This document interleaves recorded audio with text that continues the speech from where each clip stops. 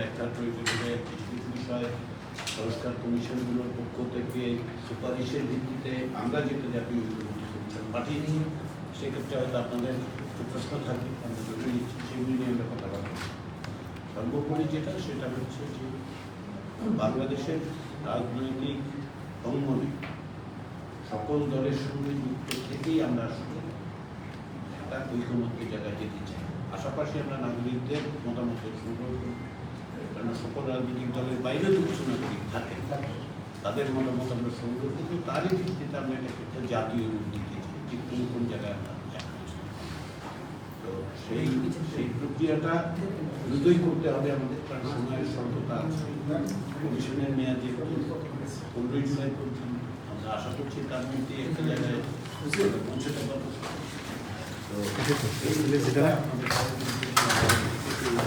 তো জানাই সেই বলে আমি কমিশনের আপনাদের প্রত্যেক কষ্ট করে আসার জন্য আমি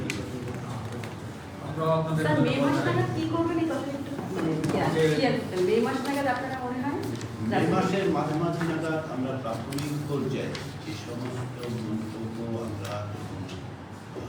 পেয়েছি বিভিন্ন রাজনৈতিক দলগুলোর সাথে প্রাথমিক পর্যায়ে আলোচনাটা শেষ করতে চাই। আমাদের মেয়াদ জুলাই 15 তারিখ পর্যন্ত। 15ই মের মধ্যে আমরা প্রাথমিক যেই আলোচনা, সেই আলোচনাটা সমাপ্ত করে আমরা দ্বিতীয় পর্যায়ে আলোচনা থেকে যে খুব চলেছি। আমরা আবার ধন্যবাদ জানাই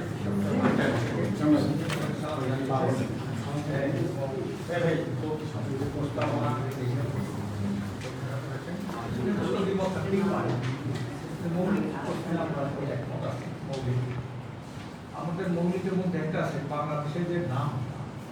আমি আগেও যখন জমা দিয়েছিলাম তখন আমরা এটাকে একটা জনকল্যাণ রাষ্ট্র পিপলস ওয়েলফেয়ার স্টেট। কারণ হলো জনকল্যাণ কল্যাণ সবাই দেখতে পারে, তো অকল্যাণ করা শিক্ষা মন্ত্রণ রিপাবলিক তো বহু দেখছি, ডেমোক্রেটিক এখন এটা ওয়েলফেয়ার এটা আমার চেষ্টা করা। এটা ব্যাখ্যা দিয়েছি কেন, এই নামটা দেখলেই পরেই যাতে অকল্যাণ করার কোনো চিন্তা কোনো কাজ না, এটা বিশেষভাবে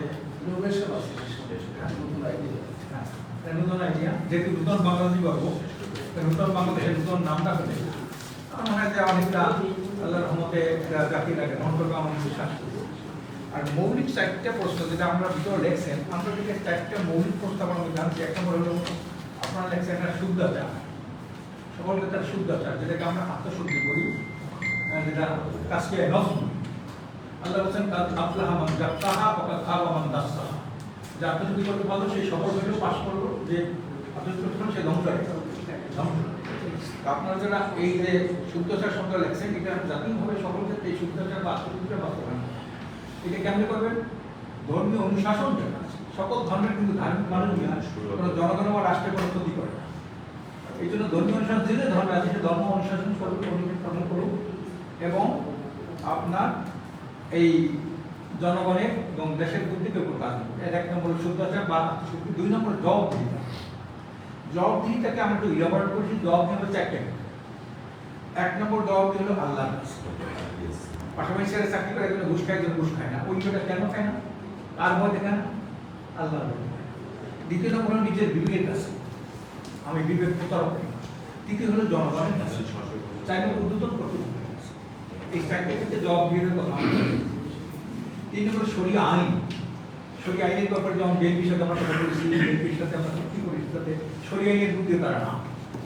চুক্তিপত্র আছে আমাদের কাছে, মহিলা ফখরুল সাহেব তাদের শরিয়াতের বিরুদ্ধে তারা না, শরিয়া। আর শরিয়া আইন হচ্ছে কি, আজকে অনেক কিছু ঘোষণা করতে হবে, ডক্টর ইউনূস সাহেবের অনেক কিছু করেছেন, কিন্তু এই যে নারী ধর্ষণ, চুরি, তারপরে হলো চাঁদাবাদী, দখলবাদী, এগুলো কিন্তু বন্ধ হচ্ছে না। এগুলো প্রচলিত আইনে বন্ধ হবে, এর জন্য দরকার শরিয়া আইন। শরিয়া হলো একটা নির্ভুল আইন, একটা পরিপূর্ণ পূর্ণাঙ্গ আইন, একটা মানুষ সুলভ আইন। এই শরিয়া আইন যেটা সারা দুনিয়া দেখে। আজকে সৌদি আরবে 1 বছর যত ক্রাইম না হয়, কাছে আমেরিকা 1 ঘন্টার কাছে বেশি ক্রাইম, কারণ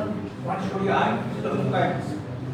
শরিয়া আইন হলো একটা বাস্তবসম্মত দৃষ্টান্তমূলক শাস্তির বিধান থাকে, এটা যখন বলছিলাম আমি সৌদি আরবের একটা সাহেব বলতো যে প্রয়োজনে শরিয়া আইনের কি কয় সৌদি আরব আইন আমি বিচার করবো শরিয়া এই শরিয়া আইনের কিছু বিচার এটা সর্বজনীন এবং মুসলমানদের জন্য অমুসলমানদের জন্য রসুল বলছেন তোমার মুসলমানদের রক্তে যে দাম অমুসলমানদের রক্তে সে একই চাও একজন মুসলমান খুন করলে যে শাস্তি একজন মুসলমান খুন করলে একই শাস্তি এটা সর্বজনীন শরিয়া আইনের একটা পরিপূর্ণ পূর্ণাঙ্গ এটার জন্য কোনো রদবদল করতে হবে না 3 নম্বর হলো এটা একটা নির্ভুল বিধান তাই জন্য মানুষ ক্ষেত্রে আছে জবাব ছিল মানুষ জন্মগতভাবে যারা ভালো মনে করে শরিয়া আইন থেকে ভালো মনে করে যারা খারাপ মনে করে তারা খারাপ মনে করে তারপর হলো দুষ্টির দমন সৃষ্টি করার জন্য একটা মহৌষধ হলো শরিয়া আইন এরপর হলো চুরি ডাকাতি হ্যাঁ সন্ত্রাসবাদের দৃশ্যম শাস্তির বিধান শরিয়া আইন প্রতিষ্ঠা হলে সরকার বকক হবে না রকম এটা শুনি লড় ধরা অনেক খাতে আর 4 নম্বরটা পিয়ার পিয়ার পদ্ধতি আমি চাইছি যে সবার উভয় ক্ষেত্রে পিয়ার করবে 91 দেশে পিয়ার পদ্ধতি আছে আমাদের দেশে 91 দেশে তাদের কোন সেই বইগুলো সমাবেশ আছে ডক্টর নজরুল ইসলাম খান একটা বই লেখছেন এগুলো জিজ্ঞেস করেছে হ্যাঁ আরো কয়েকজন ডক্টর কলিমুল্লাহ সাহেব বই লেখছেন এর উপরে পিয়ার আমার মনে হয় স্থায়ীভাবে সরিষার বিদ্যুৎ করতে পিয়ারের কোনো বিকল্প নেই এটা হলো স্থায়ী সরিষা যেগুলোর বড় পদ্ধতি হলো পিয়ার এই দিকটা আপনারাও লিখেছেন কিছু আংশিক আমরা একটু সব উচ্চ মাধ্যমিক সব থেকে পিয়ার 2 নম্বর রাষ্ট্র সংস্কার সবচেয়ে কার্যকর উদাহরণ হলো পিয়ার তারপর হলো গণঅভ্যুত্থানের যে চেতনা বাস্তবায়নের এক জীবনপ্রিয় পদক্ষেপ পিয়ার তারপর হলো রাজনীতির এক নূতন যুগে প্রকাশ করে হাতিয়ার পিয়ার আর রাজনীতির শ্রেষ্ঠতা অন্তর্ভুক্তিমূলক কার্যকরী সংসদ জনমতের সঠিক প্রতিফলন এবং সংসদে মেধা বিকাশের এক বাস্তব পদক্ষেপ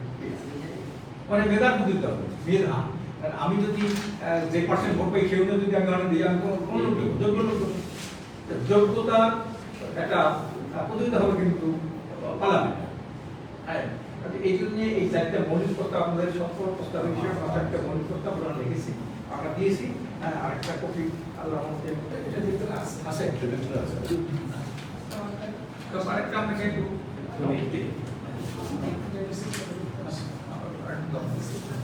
এটা একটু বিশেষ গুরুত্ব রাখবেন আমরা চাই কল্যাণ রাষ্ট্র আপনি জানেন আমাদের কিন্তু আপনাকে বলি যেহেতু আপনি একজন রাজনীতিবিদ আমাদের এই সরকার সরিষাই সরকার আমাদেরকে যে জুলুম করেছে নির্যাতন করেছে যে ধরনের চাকরি সার ক্রিয়েট করেছে আমাদের বিরোধী দল বানায় আমরা সেখানে শক্ত হাতে ন্যায় করছি 2 দিন আগ পর্যন্ত আমি করি আমি বলছি ন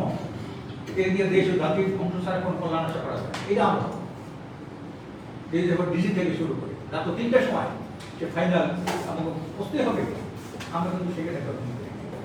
আমরা ইসলাম দেশ মানবতার স্বার্থে রাজনীতি ক্ষমতার কেন্দ্রিক ছাত্ররা যে স্লোগানটা দিচ্ছি আমাদের স্লোগান ক্ষমতা না জনতা আমরা জনতার জন্য রাজনীতি ক্ষমতার জন্য এই জন্য আমাদের সাথে এই প্রস্তাবের সাথে আমরা পুরোপুরি এখনো দিতে পারবে কিন্তু খুবই সমৃদ্ধ একটা প্রস্তাবনা আমরা দিয়েছি খুবই সমৃদ্ধ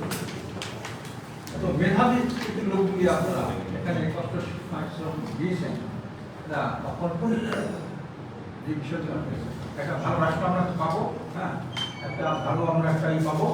এটা আশা করি একটা ভালো দেশ আমরা চাই মানুষের কল্যাণ চাই দেশের উন্নয়ন চাই এই জন্য আমরা নাম দিচ্ছি কল্যাণ রাষ্ট্র এই যদি একটু আপনারা অনুষ্ঠানের সাথে যদি কথা বলেন যে আমরা নতুন নাম Bangladesh peoples welfare state of Bangladesh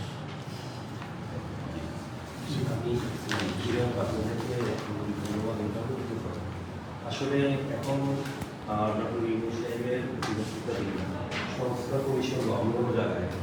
এটা পরীক্ষিত যে সারা বাংলাদেশের স্বাধীনতার পর থেকে দেশপ্রেমিক সমস্ত ব্যক্তিদেরকে উনি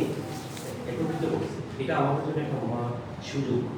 আপনারা যারা এখানে কাজ করতেছেন আপনাদের বিরুদ্ধে আমাদের কোনো উঠি পাচ্ছে তো আমরা আশা করি যে আপনারা যে উদ্যোগটা নিচ্ছেন এটা বাংলাদেশ বা পৃথিবীর জন্য একটা মাইল আমরা আল্লাহর মধ্যে পৃথিবীকে আমরা এই ছোট বাংলাদেশ অনেক ক্ষেত্রে আমরা ইউনিক করতে পারি তো আমরাও আশা করি যে যে সুযোগটা আমাদের সামনে আসে এবং আপনারা যারা আপনাদের বয়সের এই লোক যে আপনারা দাবি যে বোঝাটাকে আপনারা নিয়ে অগ্রসর হচ্ছেন আমরা আপনাদের সর্বোত্তমভাবে পাশে আছি এবং আমাদের এক্সপেকটেশনও এইটা এবং ইসলামী আন্দোলন শাসনতন্ত্র আন্দোলন আমাদের প্রথমে ছিল আমাদের শুরু থেকেই উদ্যোগ ছিল সংবিধান সংস্কার করা আল্লাহ শুক্রিয়া এতদিন পরে 87 পরে আজকে এতদিন পরে এসে এটা বাস্তবায়নের একটা পথ দেখানো সুযোগ সৃষ্টি হয়েছে তো আমরা আপনাদের কাছে এটি আশা করবো যে আপনারা এই